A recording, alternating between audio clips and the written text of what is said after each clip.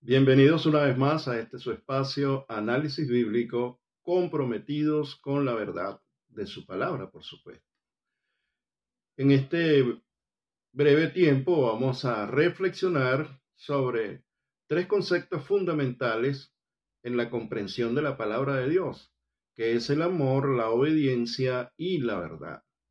Podemos decir del amor de Dios que es más que un sentimiento, es la decisión que Dios ha tomado de colocar todo lo creado al servicio del hombre. Y no solamente todo lo creado, sino llegar a la decisión de entregarse a sí mismo por cada uno de nosotros. Ese es el amor desde el punto de vista bíblico, el amor de Dios. Ahora, ¿qué espera Dios de los hombres en base a ese amor que Dios le profesa? Jesucristo lo dijo sencilla y llanamente. Si me amáis, obedeced mi palabra. Si me amáis, guardad mis mandamientos.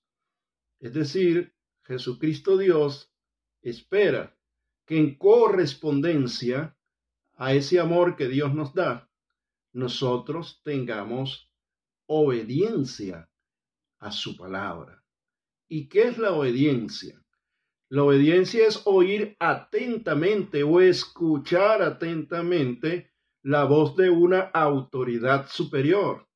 Y yo no conozco mayor autoridad que la autoridad de aquel que hizo el cielo y la tierra.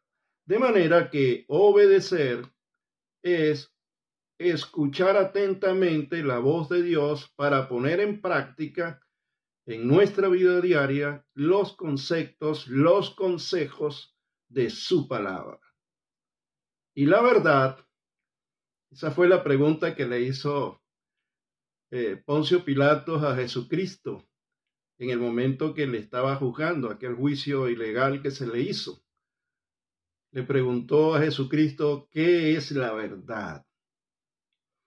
La verdad desde el punto de vista humano es lo que se piensa o lo que se dice de la realidad de algo o de alguien.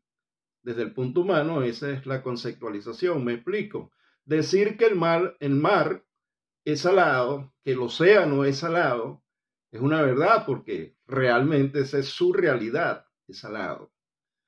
Pero Jesucristo, en su palabra, nos dice que Él es el camino, la verdad y la vida. Es decir, Jesucristo se autodefine como la verdad. Ese es el concepto bíblico. ¿Y cuál es el propósito de esa palabra encarnada que es nuestro Señor Jesucristo?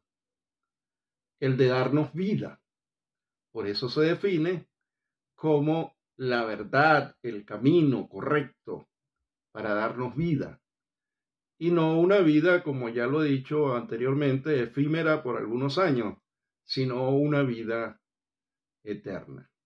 En correspondencia, pues, con estos tres conceptos, vamos a llevarlos a la luz de la palabra para tener una mayor comprensión de lo que ella nos dice, siempre con el propósito de que sea aplicada a nosotros, a nuestra vida, de manera que vayamos alcanzando la madurez que Dios requiere de cada uno de sus hijos obedientes.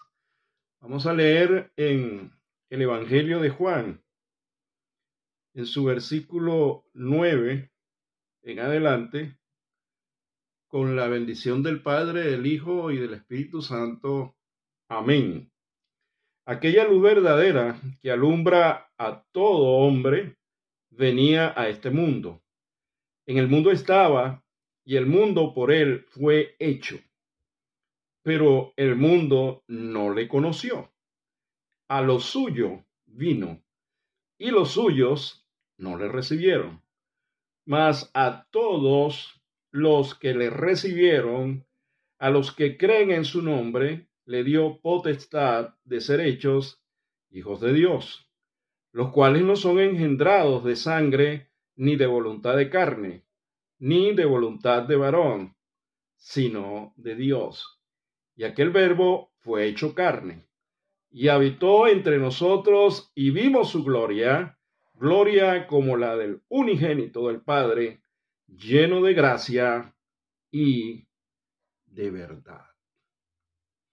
Entonces, lo primero que nosotros vamos a ver, que desde el punto de vista de Dios, toda la creación la dispuso para el hombre, de manera que el hombre se sirviera de esa creación. Dios no la hizo para sí mismo, sino para cada uno de nosotros. Y vamos a Génesis capítulo 1, versículo 1 en adelante, donde vamos a observar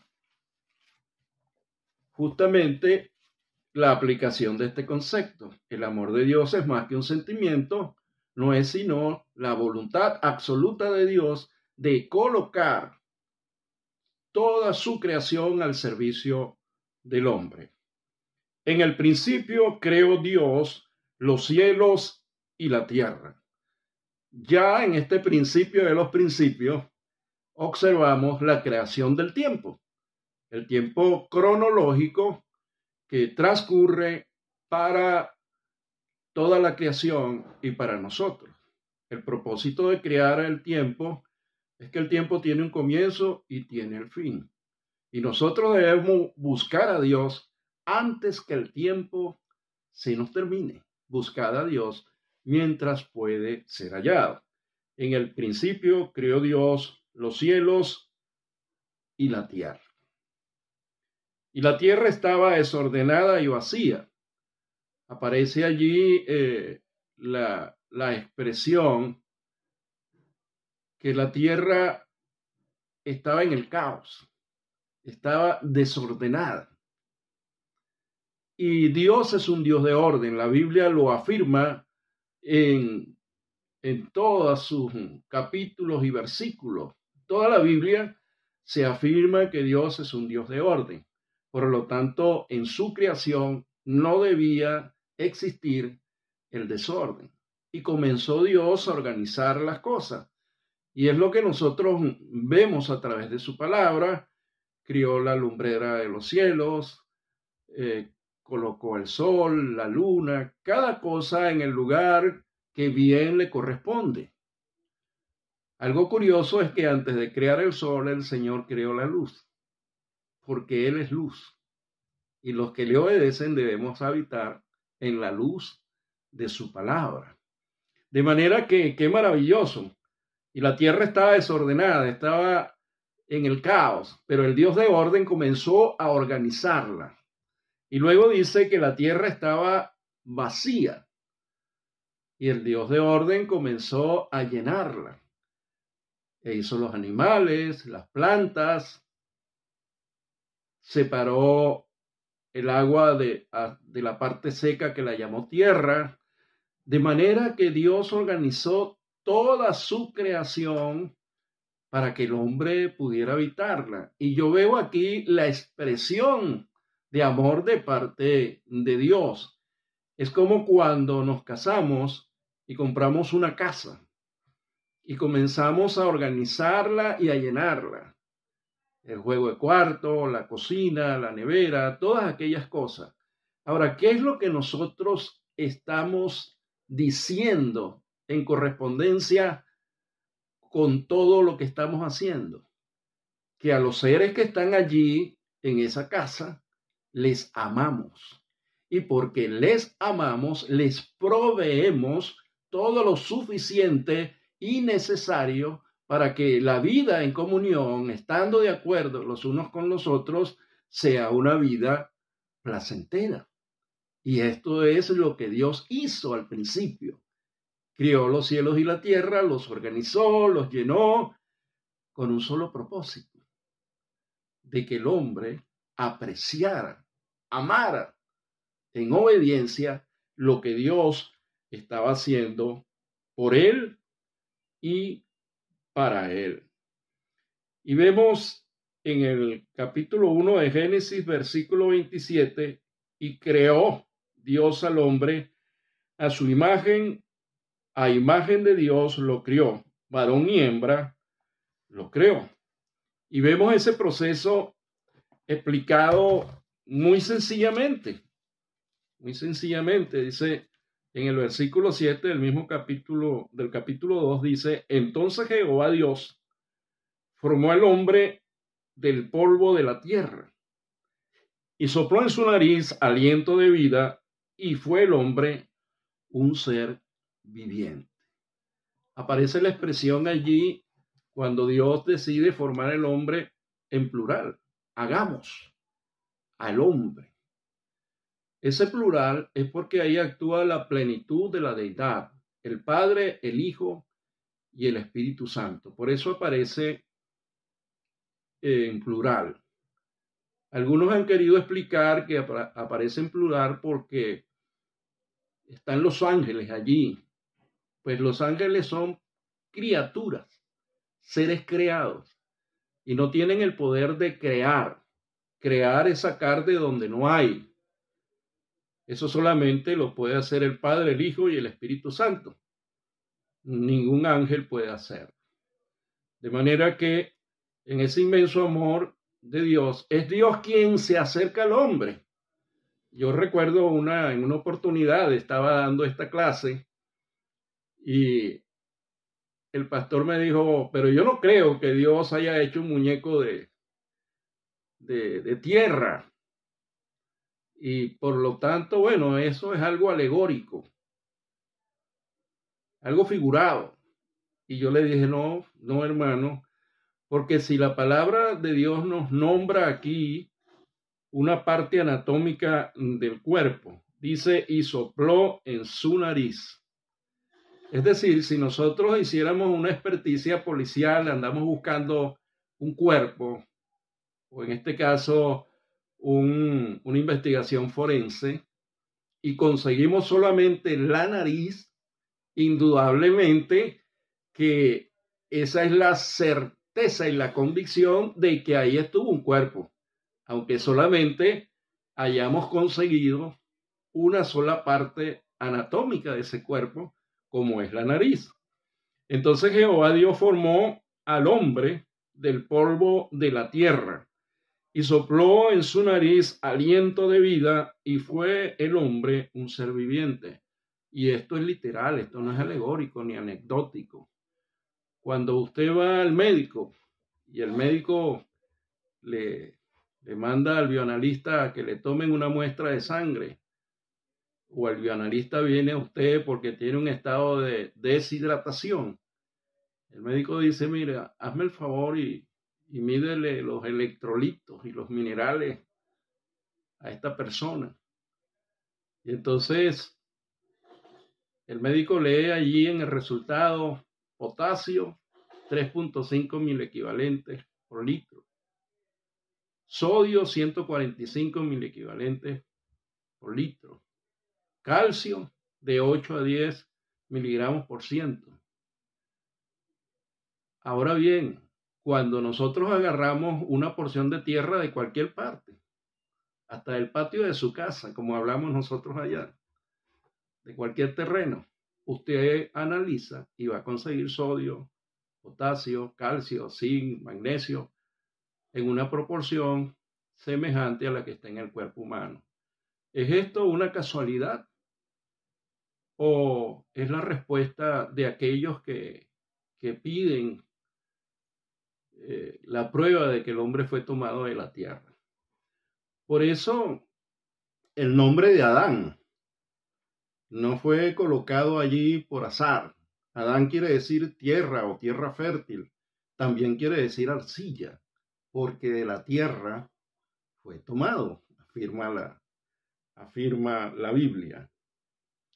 Dice en el versículo 16 del capítulo 2: y mandó Jehová Dios al hombre, diciendo: de todo árbol del huerto podrás comer, mas del árbol de la ciencia del bien y del mal no comerás, porque el día que de él comieres, ciertamente morirás.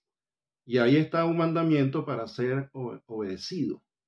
¿Con qué propósito Dios coloca sus mandamientos? Con el propósito de que le haga bien a nuestra carne, le haga bien a nuestro cuerpo. De esta manera podemos entender que Dios no hizo a un hombre ignorante, porque le dio una instrucción: de todo árbol podrás comer, menos del árbol del bien y del mal, y le habló de sus consecuencias, es decir, la consecuencia de desobedecer la palabra de Dios. Ahí viene el concepto de la obediencia: oír la voz de una autoridad superior para aplicarla en nuestras vidas. Podrás comer, mas del árbol de la ciencia del bien y del mal no comerás.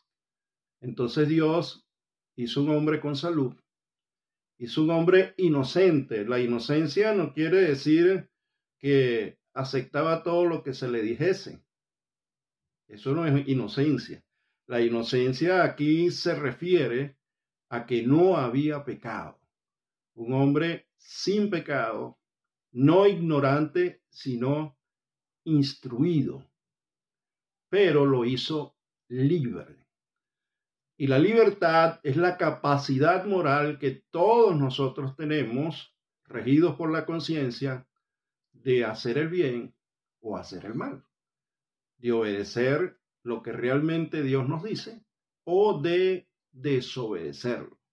Gózate, joven, en los días de tu juventud, pero sabrás que de todo lo que hace algún día daremos cuenta delante de Dios. Es el mismo concepto. Estamos en la disposición de creer o no creer, de hacer lo bueno o de hacer lo malo, porque Dios no hizo autómatas. Dios hizo seres humanos libres con la capacidad moral de escoger entre lo bueno y lo malo. De esta manera, vemos aquí una expresión de amor también. En el versículo 23 del capítulo 2, dijo entonces Adán: esto es ahora hueso de mis huesos y carne de mi carne. Esta será llamada varona, porque del varón fue tomada. Quien le coloca el nombre a su esposa o a la primera mujer que Dios sacó de la costilla de Adán es el propio Adán. Esto es antes de la caída. De manera que en esa bendición tan grande que es la mujer, Adán, pues en esa expresión de amor, huesos de mis huesos y carne de mis carnes, le colocó ese nombre, varona. Que después, bueno, hubo otro nombre, y aducen el nombre de la caída es Eva. Sí, pero en plena comunión con Dios, él tuvo el privilegio de colocarle a su mujer, a su esposa, a su compañera, el nombre de varona, porque de él, del varón, ha sido tomado. Por lo tanto, se entiende perfectamente el concepto de una sola carne. Esa esposa que Dios nos dio es salida de nuestra carne. Por eso forma una sola carne con nosotros. Y he de hacer notar que en hebreo, varona es Isha. Isha viene de una raíz hebrea que quiere decir suave. Y me recuerda que el apóstol Pablo aconseja a los cristianos, a los hombres cristianos, que traten a sus esposas como un vaso frágil, suave, delicado. Aleluya. De verdad que obedecer la palabra de Dios es una bendición muy grande. Ahora bien, ¿cuál es el beneficio? Porque Dios todo lo que hace, lo hace con un propósito. Y en su amor, el propósito es beneficiarnos a cada uno de nosotros. ¿Cuál es el beneficio de que realmente obedezcamos la voz de Dios? Que obedezcamos la verdad absoluta que es su palabra. Porque en su palabra no hay medias tintas. Su palabra carece de relativismo y carece de humanismo.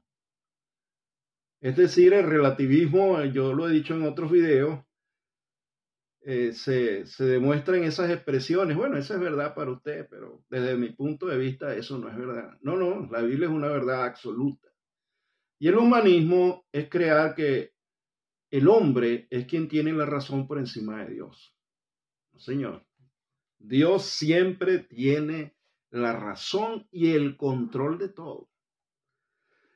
Los beneficios de la obediencia, vamos a ver algunos de ellos en Deuteronomio, capítulo 28, versículo 1, dice así: acontecerá que si oyeres atentamente la voz de Jehová tu Dios, ahí está el concepto de obediencia, obedecer atentamente, escuchar atentamente la voz de la autoridad superior, que es nuestro Dios, para obedecerle, para ponerlo por obra.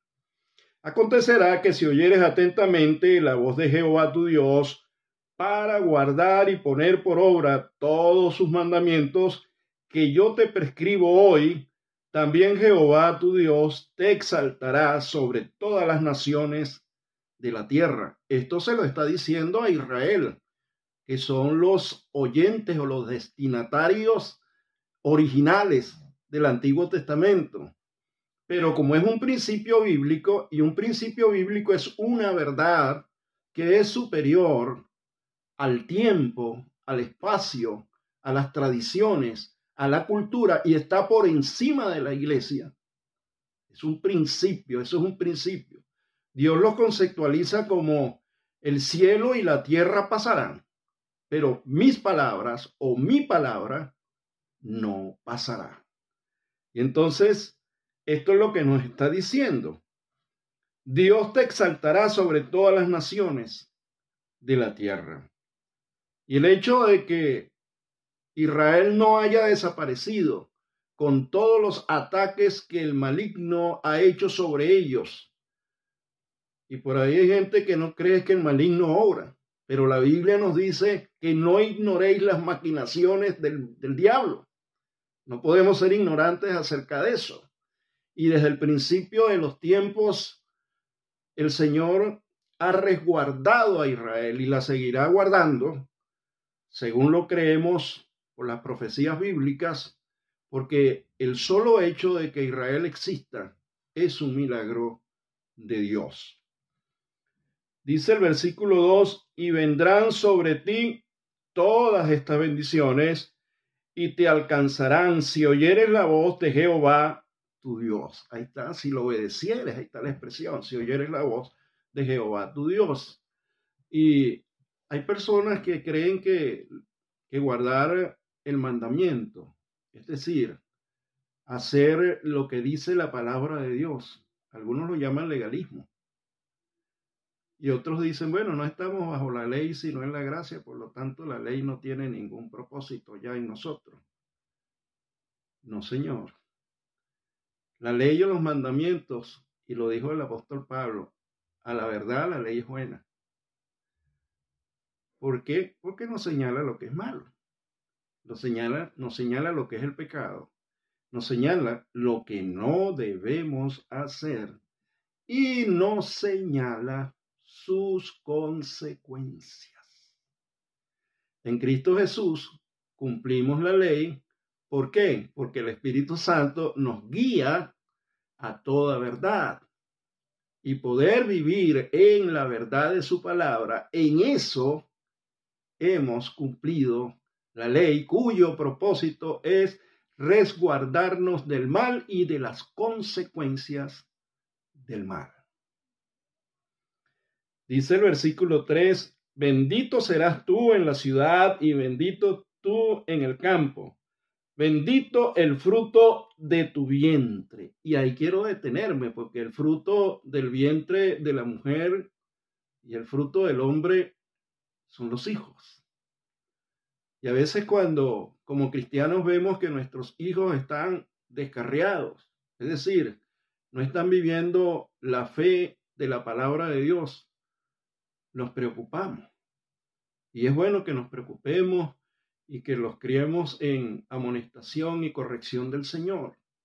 Sin embargo, el Señor, teniendo control de todo eso, nos ha dicho que llegará el momento que sobre nuestros hijos, según el profeta Joel, vendrá el Espíritu Santo y será derramado en ellos, es decir, serán creyentes. Solamente obedezcamos, creamos, tengamos fe, que es la certeza de lo que se espera. Esperamos que nuestros hijos sean cristianos reales, sean creyentes verdaderos. Creamos entonces con esa certeza y estemos convencidos de que aunque nosotros no lo veamos, eso será posible. En una oportunidad prediqué sobre eso y lo titulé Una victoria más allá de la muerte. Ver a nuestros hijos convertidos en creyentes verdaderos. Instruye al niño en su palabra, en sus caminos, y aun cuando fuere viejo, aun cuando tenga barba, dice el original, no se apartará de él. Creemos en eso firmemente y por eso lo predicamos, porque hemos visto, porque hemos creído que la palabra es la verdad absoluta de nuestro Dios. De manera que en el capítulo 28 usted puede seguir los beneficios de la obediencia. Gloria a nuestro Señor Jesucristo. Y vamos ahora a darle una miradita al Evangelio de Juan, que está en conexión con el libro de Génesis. Por eso es que Juan comienza: en el principio era el verbo, y el verbo era con Dios, y el verbo era Dios. ¿De qué principio está hablando? Del que leímos en el capítulo 1, versículo 1, en el principio, en el comienzo de los tiempos, en el comienzo de todos los principios, hizo Dios el cielo y la tierra. En correspondencia con eso, diciéndonos que allí estaba el Padre, el Hijo y el Espíritu Santo, es decir, la plenitud de la deidad, así comienza el Evangelio de Juan. Y en el versículo 9 dice: aquella luz verdadera que alumbra a todo hombre venía a este mundo. La verdad de su palabra está puesta en todo el mundo. Algunos han querido destruirlas, otros, queriendo ser sabios en su propia opinión, han querido distorsionarla. Y otros han atacado al pueblo de la Biblia, formado por dos pueblos: el remanente fiel de Israel, bendito sean, y el remanente fiel de nosotros los gentiles, los que no somos judíos, pero que tenemos a Jesucristo en nuestro corazón, como el Rey de Reyes y Señor de Señores. Israel, algunos de ellos, algunos judíos, han aceptado a Jesucristo como su Mesías, como su Salvador. Gloria a Dios por eso. Y le doy gracias a Dios porque ellos están en primera línea como los destinatarios originales. Ahora nosotros, por supuesto, no somos menos, porque gracias a la dureza de su corazón nosotros vinimos a ser salvos. Pero cuando Israel acepte a Jesucristo como su Mesías, ellos como nación, el remanente fiel, no individualmente como personas, sino como nación, dice la palabra de Dios, utilizando a Pablo allá en la carta a los romanos, será una gran bendición para todo el mundo. Alabado sea su nombre. Porque algunos dicen que Israel ha sido maldito y ha sido quitada la salvación de Israel. Nada más apartado de la verdad de nuestro Señor Jesucristo. Porque dice el apóstol Pablo que Israel fue endurecida en parte. Quiere decir que hay una parte que le será fiel, que lo seguirá y hablará la verdad y no se conseguirá mentira en su boca. Eso lo dice ya Apocalipsis capítulo 7, hablando de sus representantes al ser restauradas las 12 tribus de Israel, llamados los 144,000. Apocalipsis 7 y Apocalipsis 14. No se consiguió mentira en su boca. Y si tú y yo hablamos y no hay mentira en lo que decimos, estoy seguro que la única verdad absoluta que no contiene mentira es la palabra de Dios. Esos seleccionados, ese remanente fiel, y entre ellos, formando parte de ellos los 144,000, hablarán la verdad absoluta de Dios. Gloria a su nombre. Dice, aquella luz verdadera, estoy en el versículo 9, que alumbra a todo hombre, venía a este mundo. En el mundo estaba, y el mundo por él fue hecho, pero el mundo no le conoció. Y todavía no quiere conocerle, porque el problema es que no quiere conocerle. Sacan doctrinas alternativas. El hombre fue hecho del mono. No se consigue el eslabón perdido. Pero creemos, dicen ellos, que el hombre fue hecho del mono. Yo realmente me río porque cuando vemos, yo no me imagino rascándome como un mono. Cuando estaba muy joven le enseñábamos ese canto a los niños y nos rascábamos como un mono para decirle a los niños que Dios no descendía del mono. Gloria a Dios. En el mundo estaba y el mundo por él fue hecho, pero el mundo no le conoció. A lo suyo vino, en singular, es decir, vino a una misión, a rescatar lo que se había perdido. Y dentro de muchas cosas que se habían perdido, se había perdido la comunión del hombre con Dios. No había paz entre el hombre y Dios. Y nosotros, de continuo, éramos enemigos de Dios. Y nuestro Señor Jesucristo vino a recuperar lo que se había perdido. Esa paz, esa comunión con Dios. También vino a rescatar la imagen del hombre no caído, como fue hecho Adán antes de su caída, en perfecta comunión y obediencia para mantener la vida sin el efecto físico ni moral del pecado. Porque antes que Adán cayera, no existía la enfermedad ni la muerte. Eso es un efecto físico y moral del pecado sobre el hombre. Jesucristo vino a rescatar la imagen de Dios en el hombre, la imagen perfecta. Por eso dice la palabra que Él es la imagen del Dios invisible. Alabamos su nombre. Yo le voy a pedir perdón porque yo me emociono y voy a seguir emocionándome al predicar o enseñar su palabra hasta el día que yo me muera. Porque es de sumo gozo para mí estas cosas. Estos días prediqué y alguien me dijo, está bien que hagas énfasis, está bien que te emociones, pero subiste mucho la voz y tu voz es molesta. Pues porque lamentablemente aún en el templo donde se reúnen los escogidos hijos de Dios, hay personas que les molesta la voz de Dios. Pero oramos para que eso sea superado y sean llevados a la madurez.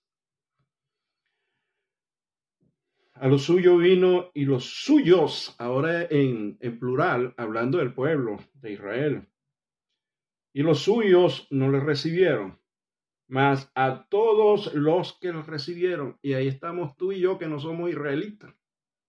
Aunque le voy a decir una cosa, en el caso de nosotros los venezolanos, entre el 80 y el 90% de los venezolanos tenemos genes de la tribu de Judá. Muchos de nosotros, sobre todo los que somos del estado Falcón, porque desde nuestro descubrimiento, Colón, para tratar de salvar a los judíos sefardíes que vivían aquí en España y que eran objeto de muerte si no confesaban la religión católica, Colón los colocó allí en esos barcos para salvarlos de esa opresión. Dios lo usó con todo lo que usted puede decir mal de Colón, del genovés. Dios lo usó para salvar aparte del pueblo judío, los judíos sefardíes. Y una de las emigraciones judías que llegaron allá durante y después de la Segunda Guerra Mundial se radicaron en las costas del estado Falcón y luego pasaron a Coro, su capital. Esto no nos hace más benditos porque no es por nacionalidad, pero quiero explicarle cómo se mueve la misericordia de Dios para proteger a su pueblo. Y lo seguirá protegiendo. Y llegará el momento que los llamará completamente de todas las latitudes para reunirnos en Jerusalén. Esa gran bendición vendrá. Y si usted logra verla, recuérdese que la Biblia lo dice, porque Dios no es hombre para mentir, ni hijo de hombre para arrepentirse de lo que ha dicho. Él ha dicho y Él hará. Mas a todos los que le recibieron, a los que creen en su nombre, les dio potestad de ser hechos hijos de Dios. Y quiero ir ahora al libro del Apocalipsis, el libro menos leído de la palabra de Dios y peor entendido. Voy a ir a Apocalipsis capítulo 7, versículo 9, que dice así: Después de esto miré, y aquí una gran multitud, la cual nadie puede contar, de todas naciones y tribus y pueblos y lenguas, que estaban delante del trono en la presencia del Cordero, vestidos de ropas blancas y con palmas en las manos. La verdad absoluta. Recuérdese que es el amor. Desde el punto de vista de Dios, lo que Dios espera de sus hijos, o lo que Dios espera del hombre en su amor, que es más que un sentimiento, la obediencia y la verdad. Y esta es la verdad, que Dios no quiere que nos perdamos. Dios quiere que todos procedamos al arrepentimiento para que tengamos vida eterna. Y en este versículo nos dice: después de esto miré, porque es una visión que tiene Juan, el teólogo, o el discípulo amado, también se llama, el último apóstol sobre la tierra en aquel momento. Después de esto miré, y aquí una gran multitud, la cual nadie podía contar. Estos son gentiles, igual que tú y que yo, es decir, que no son judíos. Y aún antes del momento del fin, Dios en su amor infinito nos estará llamando, nos estará diciendo que obedezcamos a la verdad, que aceptemos la palabra de Dios, que es Cristo Jesús, Señor nuestro. De todas las naciones y tribus y pueblos y lenguas. Por eso sabemos que es la diversidad de naciones que existen en este mundo, que no se refiere solamente a una nación exclusiva, porque esa es otra cosa. El amor de Dios no es exclusivo para un solo pueblo, ni es exclusivo para una sola persona, ni es exclusivo para una sola denominación cristiana evangélica, ni es exclusivo para una religión. El amor de Dios es para que todo aquel que en Él cree no se pierda, creyendo en Jesucristo como Dios, mas tenga vida eterna. Pero Juan 3:18 nos dice: pero los que no han creído ya han sido condenados, porque no han creído en el único Hijo de Dios, en el único vehículo que Dios ha colocado para llevar nuestras vidas y llegar delante de su presencia, que es Jesucristo. Pues no hemos querido aceptarlo. Dios es amor, estoy de acuerdo, pero Dios es justo. y es fuego consumidor. Es decir, Dios hace juicio en virtud de su palabra. Esa es la verdad, porque estamos ahora ya en la conceptualización de la verdad. Dice entonces, después de esto miré y aquí una gran multitud, la cual nadie podía contar, de todas naciones y tribus y pueblos y lenguas, que estaban delante del trono y en la presencia del Cordero, que es Jesucristo, vestidos de ropas blancas, representando su santidad, representando que no tienen pecado. ¿Por qué? Porque la sangre de nuestro Señor Jesucristo nos libra, nos limpia, nos quita todo el pecado. Y con palmas en las manos, agradeciendo, recordando aquella vez que Jesucristo tuvo su entrada triunfal en Jerusalén, con palmas en las manos, con un grande agradecimiento de que Cristo haya muerto por cada uno de nosotros. El amor de Dios, lo que Dios espera de los hijos obedientes en su amor, la obediencia, por supuesto, y la verdad de su palabra. Espero que esto, que está producido con el propósito de enseñar la palabra de Dios al nuevo creyente, al que se está acercando, al amigo que se acerca al templo o se acerca a la palabra de Dios, pueda ser edificado. En verdad, esto no está hecho para exégetas, epicúreos o rabinos. No, para gente humilde como tú y como yo, que en la sencillez de la palabra queremos aprender para obedecer y ser edificados. Dios tiene dentro de sus propósitos edificarnos, consolarnos y exhortarnos. Ese es el propósito de esa palabra. Siempre te hago un llamado, porque el llamado no lo hago yo, lo hace el que está dentro de mí. Porque si fuese yo el que hago el llamado, usted no puede tener salvación, porque yo no he muerto por usted. Pero aquel que murió por nosotros nos envió a su Espíritu Santo, que es Dios.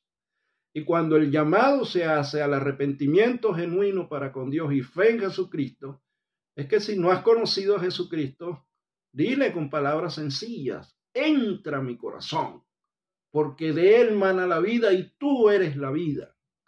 Perdona mis pecados y escribe mi nombre en el libro de la vida. Y cuando tú vengas en tu segunda venida y los libros sean abiertos, mi nombre esté plasmado ahí, para entrar literalmente a tu reinado de gloria y reinar contigo por la eternidad. Si puedes creer esto, si te arrepientes genuinamente y entregas tu vida a Cristo, por supuesto eres salvo. No porque yo lo diga, sino por lo que Él dice. No por lo que yo haga, sino por lo que Él hizo en la cruz del Calvario. Y conoceréis la verdad, y la verdad os hará libre. Bueno, hasta aquí lo que Dios me ha dado. Dios me les bendiga. Dios me les guarde.